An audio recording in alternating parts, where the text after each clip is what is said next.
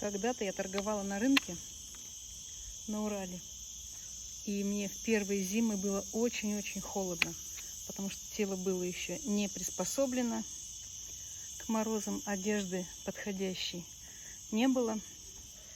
И я хотела, прям просила внутренне, дайте мне какой-нибудь кусочек тепла, куда бы прижаться. И, наверное, я так сильно просила, что меня занесло на юг Испании, где в августе еще 45 градусов тепла, и до конца октября еще будет жара. А теперь я ищу кусочек прохлады. Вот прохладненькую бутылочку прикладываю, и вроде получше. Это я или недовольна тем, что есть, или так сильно просила, что мне дали другую крайность. Как думаете?